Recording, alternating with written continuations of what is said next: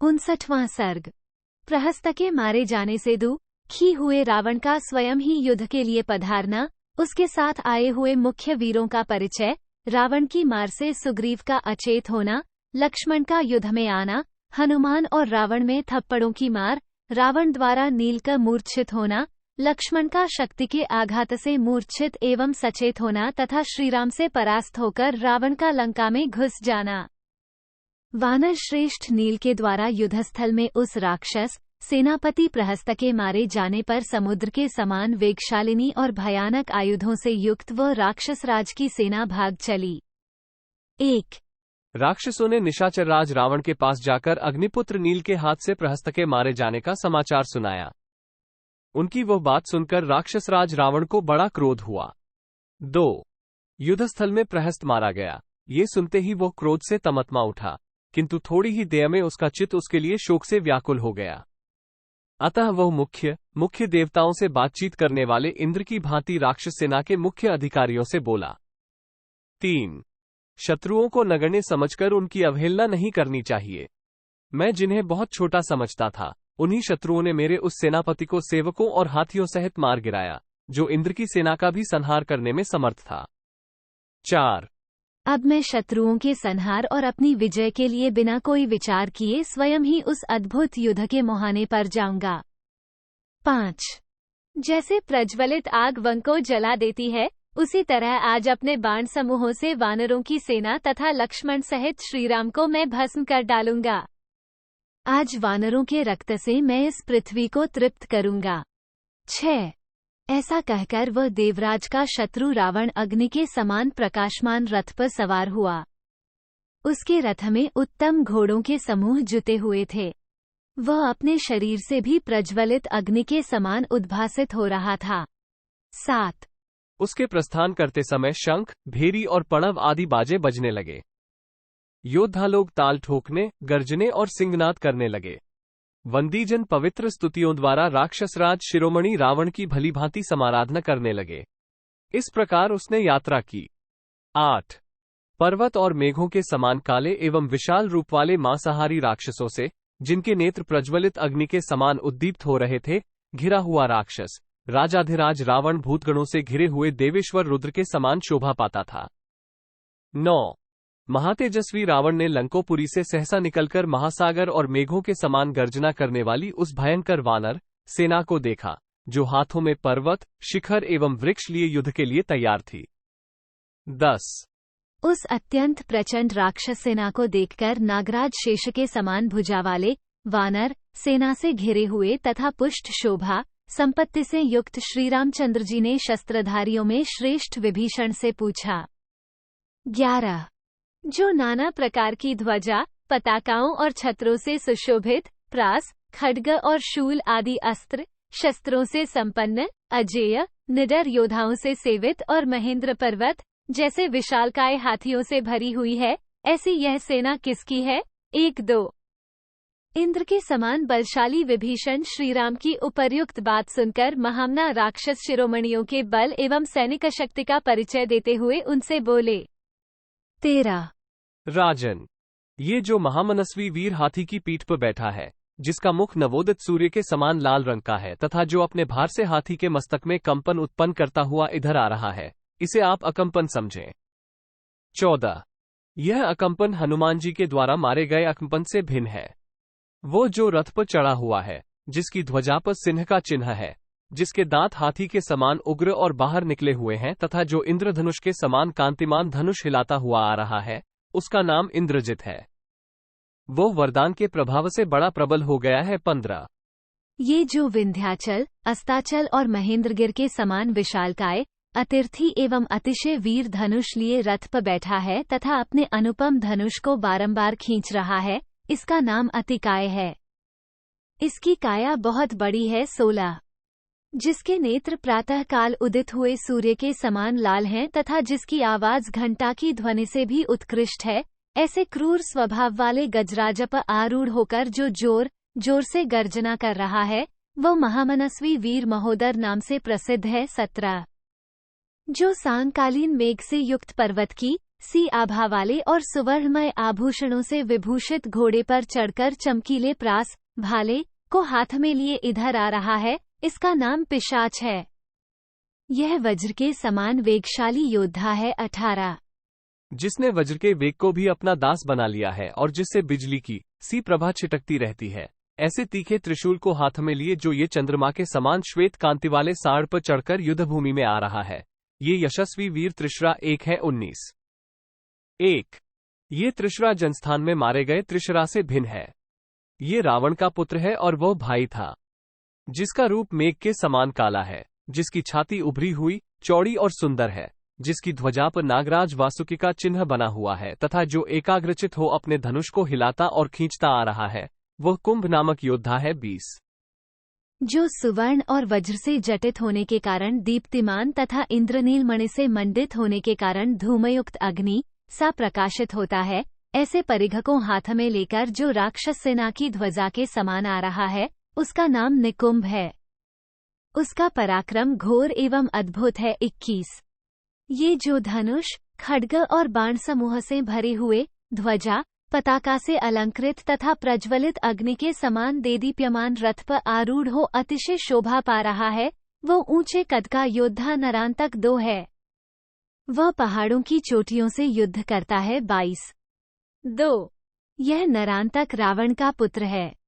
ये जो व्याघ्र ऊंट हाथी हिरन और घोड़े के से मोह वाले चढ़ी हुई आंख वाले तथा अनेक प्रकार के भयंकर रूप वाले भूतों से घिरा हुआ है, जो देवताओं का भी दर्प दलन करने वाला है तथा जिसके ऊपर पूर्ण चंद्रमा के समान श्वेत एवं पतली कमाने वाला सुंदर छत्र शोभा पाता है, वही यह राक्षसराज महामना रावण है, जो भूतों से घिरे हुए रुद्रदेव के समान सुशोभित होता है। 23-24 ये सिर पर मुकुट धारण किए है। इसका मुख कानों में हिलते हुए कुंडलों से अलंकृत है। इसका शरीर गिरिराज हिमालय और विंध्याचल के समान विशाल एवं भयंकर है तथा यह इंद्र और यमराज के भी घमंड को चूर करने वाला है।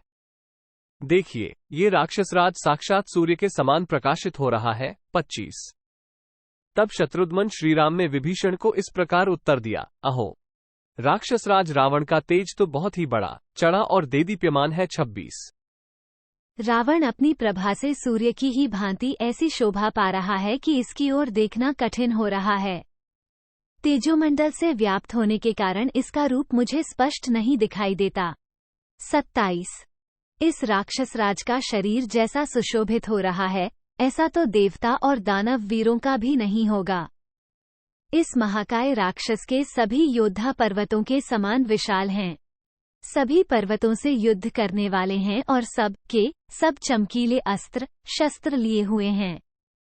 29 जो दीप्तिमान भयंकर दिखाई देने वाले और तीखे स्वभाव वाले हैं, उन राक्षसों से घिरा हुआ ये राक्षसराज रावण देहधारी भूतों से घिरे हुए यमराज के समान जान पड़ता है। 30 सौभाग्य की बात है कि यह पापात्मा मेरी आंखों के सामने आ गया। सीताहरण के कारण मेरे मन में जो क्रोध संचित हुआ है, उसे आज इसके ऊपर छोड़ूंगा। 31 ऐसा कहकर बल विक्रमशाली श्रीराम धनुष लेकर उत्तम बाण निकालकर युद्ध के लिए डट गए। इस कार्य में लक्ष्मण ने भी उनका साथ दिया। 32 तदनंतर महामना राक्षसराज रावण ने अपने साथ आए हुए उन महाबली राक्षसों से कहा, तुम लोग निर्भय और सुप्रसन्न होकर नगर के द्वारों तथा राजमार्ग के मकानों की ड्योढ़ियों पर खड़े हो जाओ। 33 क्योंकि वानर लोग मेरे साथ तुम सबको यहाँ आया देख इसे अपने लिए अच्छा मौका समझकर सहसा एकत्र हो मेरी सूनी नगरी में, जिसके भीतर प्रवेश होना दूसरों के लिए बहुत कठिन है, घुस जाएंगे और इसे मतकर चौपट कर डालेंगे। 34 इस प्रकार जब अपने मंत्रियों को विदा कर दिया और वे राक्षस उसकी आज्ञा के अनुसार उन स्थानों पर चले गए, तब रावण जैसे महामत्स्य तिमिंगिल पूरे महासागर को विक्षुब्ध कर देता है, उसी प्रकार समुद्र जैसी वानर सेना को विदीर्ण करने लगा। 35 चमकीले धनुष बाण लिए राक्षसराज रावण को युद्धस्थल में सहसा आया देख वानरराज सुग्रीव ने एक बड़ा भारी पर्वत शिखर उखाड़ लिया और उसे लेकर उस निशाचर राज पर आक्रमण किया।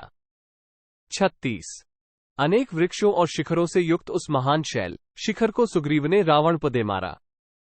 उस शिखर को अपने ऊपर आता देख रावण ने सहसा सुवर्णमय पंख वाले बहुत से बाण मारकर उसके टुकड़े टुकड़े कर डाले। उत्तम वृक्ष और शिखर वाला वह महान शैलशृंग जब विदीर्ण होकर पृथ्वी पर गिर पड़ा, तब राक्षस लोक के स्वामी रावण ने महान सर्प और यमराज के समान एक भयंकर बाण का संधान किया। 38। उस बाण का वेग वायु के समान था। उससे चिनगारियां छूटती थीं और प्रज्वलित अग्नि के समान प्रकाश फैलता था। इंद्र के वज्र की भांति भयंकर वेग वाले उस बाण को रावण ने रुष्ट होकर सुग्रीव के वध के लिए चलाया। 39। रावण के हाथों से छूटे हुए उस सायक ने इंद्र के वज्र की भांति कांतिमान शरीर वाले सुग्रीव के पास पहुंचकर उसी तरह वेगपूर्वक उन्हें घायल कर दिया जैसे स्वामी कार्तिकेय की चलाई हुई भयानक शक्ति ने क्रौंच पर्वत को विदीर्ण कर डाला था। 40। उस बाण की चोट से वीर सुग्रीव अचेत हो गए और आर्तनाद करते हुए पृथ्वी पर गिर पड़े। सुग्रीव को बेहोश हो घूमकर गिरा देख उस युद्धस्थल में आए हुए सब राक्षस बड़े हर्ष के साथ सिंहनाद करने लगे। 41। तब गवाक्ष, गवे, सुषेण, ऋषभ, ज्योतिर्मुख और नल, ये विशालकाय वानर पर्वत शिखरों को उखाड़कर राक्षसराज रावण पर टूट पड़े। 42।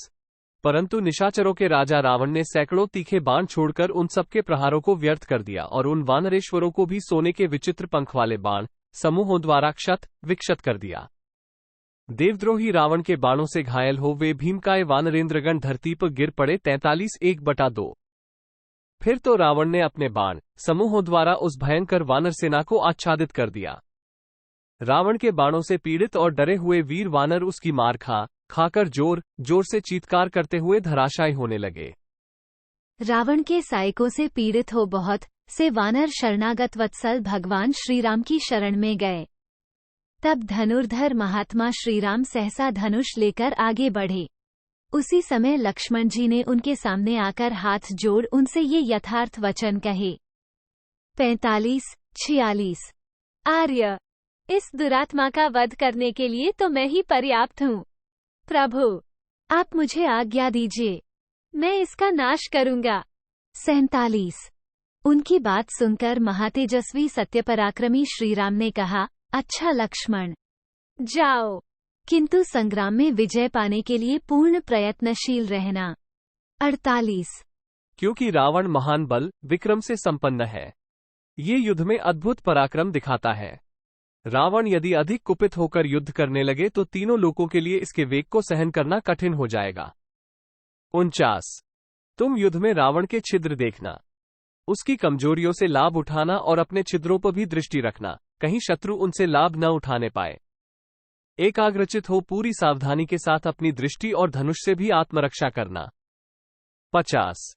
श्री रघुनाथ जी की यह बात सुनकर सुमित्रा कुमार लक्ष्मण उनके हृदय से लग गए और श्रीराम का पूजन एवं अभिवादन करके वे युद्ध के लिए चल दिए। 51। उन्होंने देखा रावण की भुजाएं हाथी के शुंड दंड के समान हैं। उसने बड़ा भयंकर एवं दीप्तिमान धनुष उठा रखा है और बाण समूहों की वर्षा करके वानरों को ढकता तथा उनके शरीरों को छिन्न भिन्न किए डालता है। 52। रावण को इस प्रकार पराक्रम करते देख महातेजस्वी पवनपुत्र हनुमान जी उसके बाण समूहों का निवारण करते हुए उसकी ओर दौड़े। 53। उसके रथ के पास पहुंचकर अपना दायां हाथ उठा बुद्धिमान हनुमान ने रावण को भयभीत करते हुए कहा, निशाचर, तुमने देवता, दानव, गंधर्व, यक्ष और राक्षसों से न मारे जाने का वर प्राप्त कर लिया है, परंतु वानरों से तो तुम्हें भय है ही। 55। देखो, 5 अंगुलियों से युक्त यह मेरा दाहिना हाथ उठा हुआ है। तुम्हारे शरीर में चिरकाल से जो जीवात्मा निवास करता है, उसे आज यह इस देह से अलग कर देगा। 56। हनुमान जी का यह वचन सुनकर भयानक पराक्रमी रावण के नेत्र क्रोध से लाल हो उठे और उसने रोषपूर्वक कहा। 57। वानर, तुमने शंख होकर शीघ्र मेरे ऊपर प्रहार करो और सुस्थिर यश प्राप्त कर लो। तुम में कितना पराक्रम है, ये जान लेने पर ही मैं तुम्हारा नाश करूंगा। रावण की बात सुनकर पवनपुत्र हनुमान जी बोले, मैंने तो पहले ही तुम्हारे पुत्र अक्ष को मार डाला है, इस बात को याद तो करो। 59। उनके इतना कहते ही बल विक्रम संपन्न महातेजस्वी राक्षसराज रावण ने उन पवन कुमार की छाती में एक तमाचा जड़ दिया। 60। उस थप्पड़ की चोट से हनुमान जी बारंबार इधर उधर चक्कर काटने लगे, परंतु वे बड़े बुद्धिमान और तेजस्वी थे, अतः 2 ही घड़ी में अपने को सुस्थिर करके खड़े हो गए। फिर उन्होंने भी अत्यंत कुपित होकर उस देवद्रोही को थप्पड़ से ही मारा। 61:2। उन महात्मा वानर के थप्पड़ की मार खाकर दशमुख रावण उसी तरह कांप उठा जैसे भूकंप आने पर पर्वत हिलने लगता है। 62:1। संग्राम भूमि में रावण को थप्पड़ खाते देख ऋषि, वानर, सिद्ध, देवता और असुर सभी हर्षध्वनि करने लगे।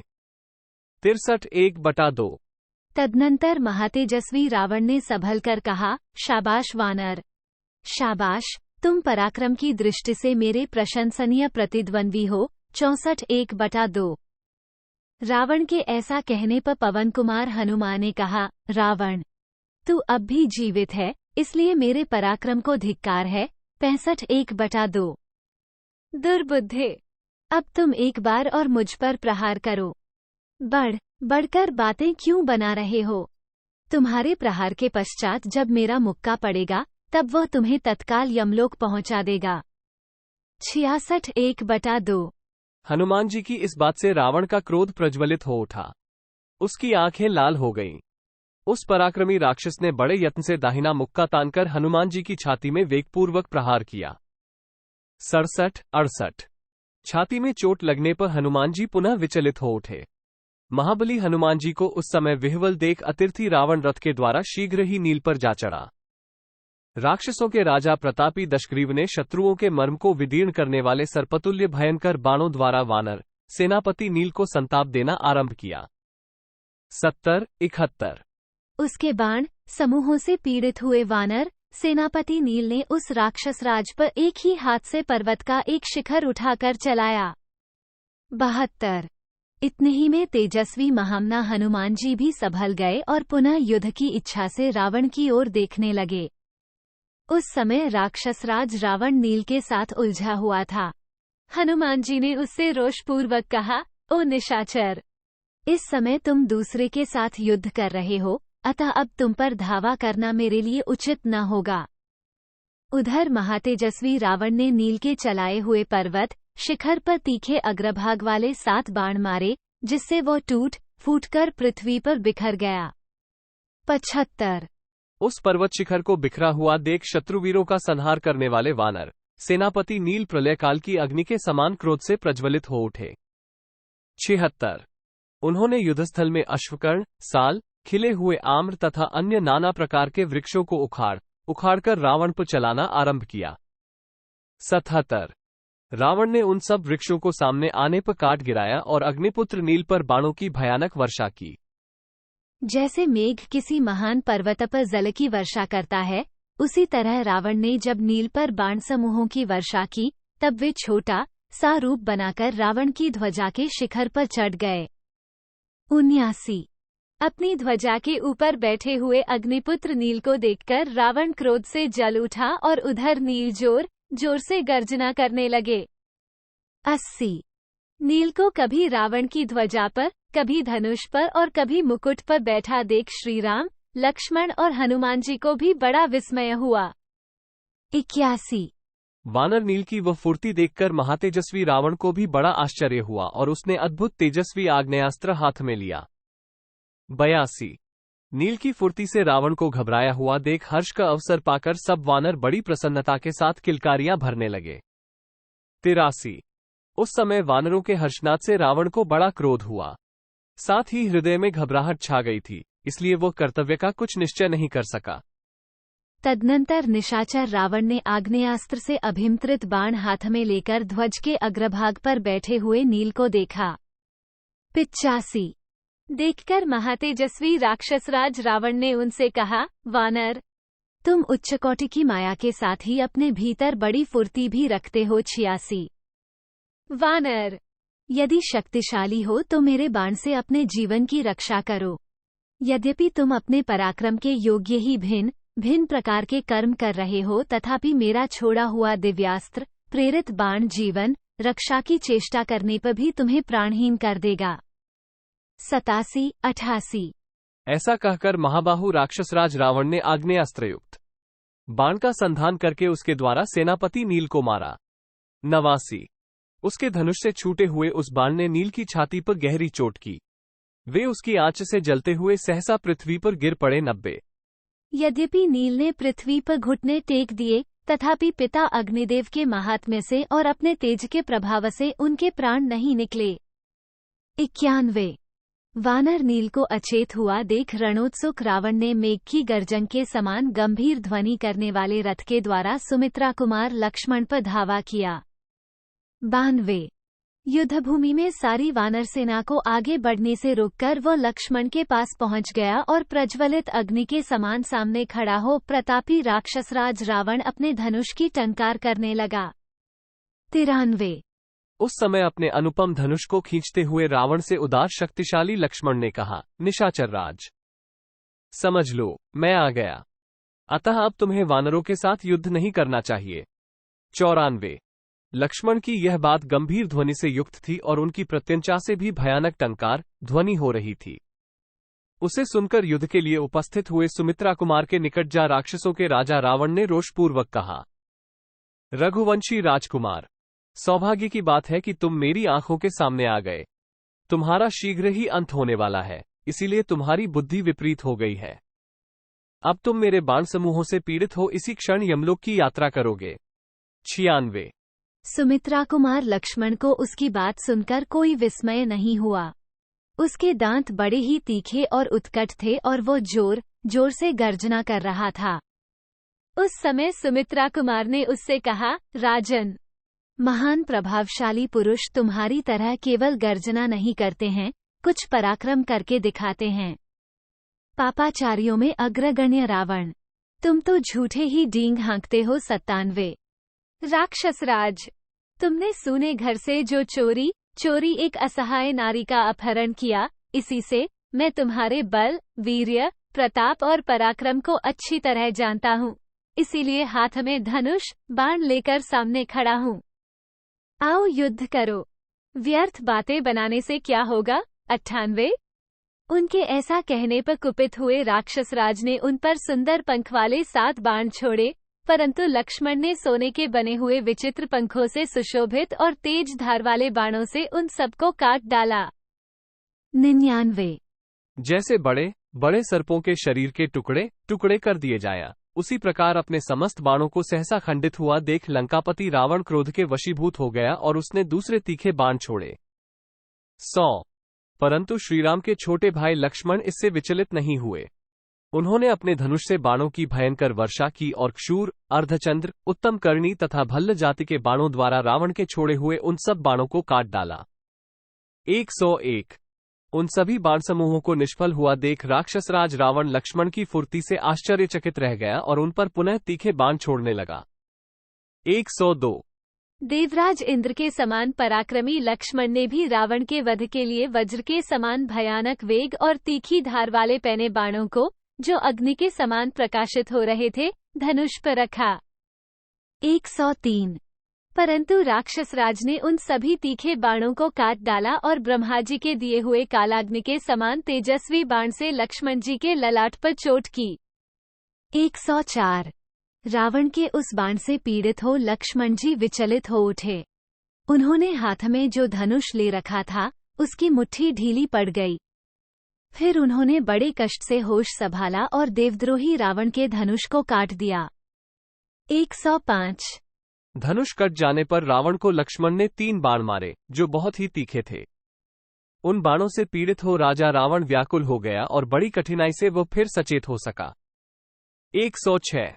जब धनुष कट गया और बाणों की गहरी चोट खानी पड़ी, तब रावण का सारा शरीर मेदे और रक्त से भीग गया।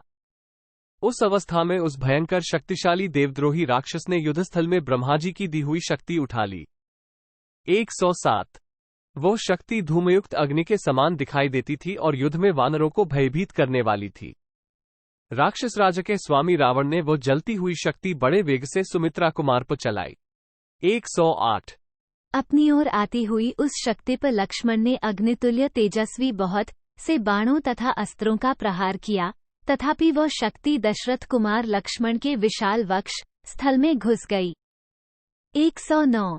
रघुकुल के प्रधान वीर लक्ष्मण यद्यपि बड़े शक्तिशाली थे, तथापि उस शक्ति से आहत हो पृथ्वी पर गिर पड़े और जलने से लगे। उन्हें विह्वल हुआ देख राजा रावण सहसा उनके पास जा पहुंचा और उनको वेगपूर्वक अपनी दोनों भुजाओं से उठाने लगा। 110। जिस रावण में देवताओं सहित हिमालय, मंदराचल, मेरुगिरी अथवा तीनों लोकों को भुजाओं द्वारा उठा लेने की शक्ति थी, वही भरत के छोटे भाई लक्ष्मण को उठाने में समर्थ न हो सका। 111। ब्रह्म की शक्ति से छाती में चोट खाने पर भी लक्ष्मण जी ने भगवान विष्णु के अचित्य अंशरूप से अपना चिंतन किया। 112। अतः देवशत्रु रावण दानवों का दर्प चूर्ण करने वाले लक्ष्मण को अपनी दोनों भुजाओं में दबाकर हिलाने में भी समर्थ न हो सका। 113। इसी समय क्रोध से भरे हुए वायुपुत्र हनुमान जी रावण की ओर दौड़े और अपने वज्र सरीखे मुक्के से रावण की छाती में मारा। 114। उस मुक्के की मार से राक्षसराज रावण ने धरती पर घुटने टेक दिए। वह कांपने लगा और अंततोगत्वा गिर पड़ा। 115। उसके मुख, नेत्र और कानों से बहुत सा रक्त गिरने लगा और वह चक्कर काटता हुआ रथ के पिछले भाग में निश्चेष्ट होकर जा बैठा। 116। वह मूर्छित होकर अपनी सुध बुध खो बैठा। वहां भी वह स्थिर न रह सका, तड़पता और छटपटाता रहा। सम्रांगण में भयंकर पराक्रमी रावण को अचेत हुआ देख ऋषि, देवता, असुर और वानर हर्षनाद करने लगे। इसके पश्चात तेजस्वी हनुमान रावण पीड़ित लक्ष्मण को दोनों हाथों से उठाकर श्री रघुनाथ जी के निकट ले आए।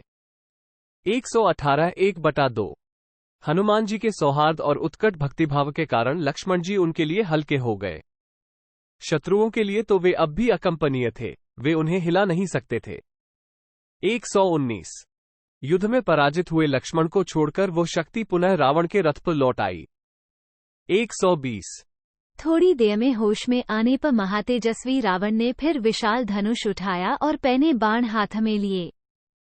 शत्रुसूदन लक्ष्मण जी भी भगवान विष्णु के अचिंतनीय अंशरूप से अपना चिंतन करके स्वस्थ और निरोग हो गए। 122। वानरों की विशाल वाहिनी के बड़े बड़े वीर मार गिराए गए, ये देखकर रणभूमि में रघुनाथ जी ने रावण पर धावा किया। 123। उस समय हनुमान जी ने उनके पास आकर कहा, प्रभो, जैसे भगवान विष्णु गरुड़ पर चढ़कर दैत्यों का संहार करते हैं, उसी प्रकार आप मेरी पीठ पर चढ़कर इस राक्षस को दंड दें। 124। 1/2। पवन कुमार की कही हुई यह बात सुनकर श्री रघुनाथ जी सहसा उन महाकपि हनुमान की पीठ पर चढ़ गए। 125। 1/2। महाराज श्रीराम ने सम्रांगण में रावण को रथ पर बैठा देखा। उसे देखते ही महातेजस्वी श्रीराम रावण की ओर उसी प्रकार दौड़े, जैसे कुपित हुए भगवान विष्णु अपना चक्र उठाए विरोचन कुमार बलि पर टूट पड़े थे। उन्होंने अपने धनुष की तीव्र टंकार प्रकट की, जो वज्र की गड़गड़ाहट से भी अधिक कठोर थी। इसके बाद श्रीरामचंद्र जी राक्षसराज रावण से गंभीर वाणी में बोले, राक्षसों में बाघ बने हुए रावण, खड़ा रह। मेरा ऐसा अपराध करके तू कहाँ जाकर प्राण संकट से छुटकारा पा सकेगा। 129। यदि तू इंद्र, यम अथवा सूर्य के पास, ब्रह्मा, अग्नि या शंकर के समीप अथवा 10 दिशाओं में भाग कर जाएगा तो भी अब मेरे हाथ से बच नहीं सकेगा। 130। तूने आज अपनी शक्ति के द्वारा युद्ध में जाते हुए जिन लक्ष्मण को आहत किया और जो उस शक्ति की चोट से सहसा मूर्छित हो गए थे, उन्हीं के उस तिरस्कार का बदला लेने के लिए आज मैं युद्ध भूमि में उपस्थित हुआ हूँ। राक्षसराज, मैं पुत्र पौत्रों सहित तेरी मौत बनकर आया हूँ। 131।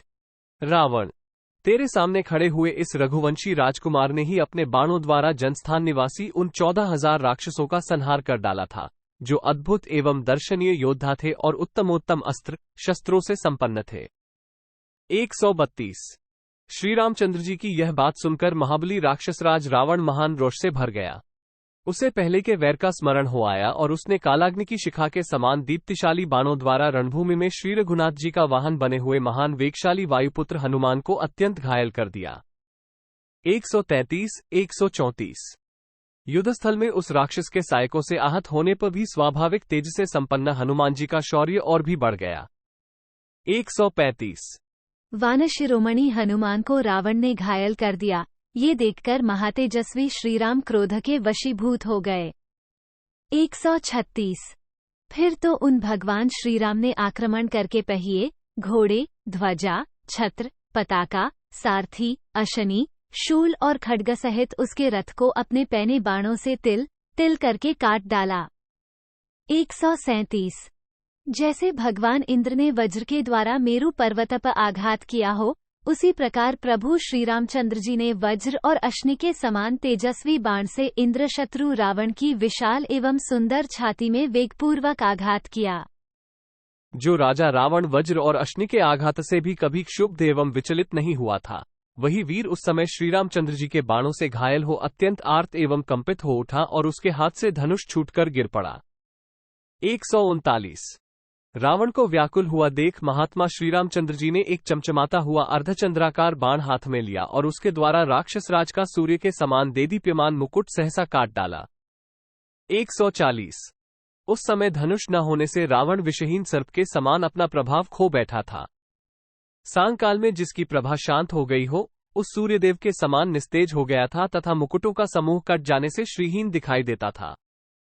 उस अवस्था में श्रीराम ने युद्धभूमि में राक्षस राज से कहा। 141। रावण, तुमने आज बड़ा भयंकर कर्म किया है, मेरी सेना के प्रधान वीरों को मार डाला है। इतने पर भी थका हुआ समझकर मैं बाणों द्वारा तुझे मौत के अधीन नहीं कर रहा हूँ। 142। निशाचर राज, मैं जानता हूँ तू युद्ध से पीड़ित है, इसलिए आज्ञा देता हूँ, जा लंका में प्रवेश करके कुछ देर विश्राम कर ले, फिर रथ और धनुष के साथ निकलना। उस समय रथारूढ़ रहकर तू फिर मेरा बल देखना। भगवान श्रीराम के ऐसा कहने पर राजा रावण सहसा लंका में घुस गया। उसका हर्ष और अभिमान मिट्टी में मिल चुका था, धनुष काट दिया गया था, घोड़े तथा सारथी मार डाले गए थे, महान किरीट खंडित हो चुका था और वो स्वयं भी बाणों से बहुत पीड़ित था। 144। देवताओं और दानवों के शत्रु महाबली निशाचर राज रावण के लंका में चले जाने पर लक्ष्मण सहित श्रीराम ने उस महायुद्ध के मुहाने पर वानरों के शरीर से बाण निकाले। देवराज इंद्र का शत्रु रावण जब युद्धस्थल से भाग गया, तब उसके पराभव का विचार करके देवता, असुर, भूत, दिशाएं, समुद्र, ऋषिगण, बड़े बड़े नाग तथा भूच और जलचर प्राणी भी बहुत प्रसन्न हुए। 146। इत्यार्षे श्रीमद् रामायणे वाल्मीकि आदिकाव्ये युद्धकांडे 59तमः सर्गः 59। इस प्रकार श्री वाल्मीकि निर्मित आर्ष रामायण आदिकाव्य के युद्धकांड में 59वां सर्ग पूरा हुआ। 59।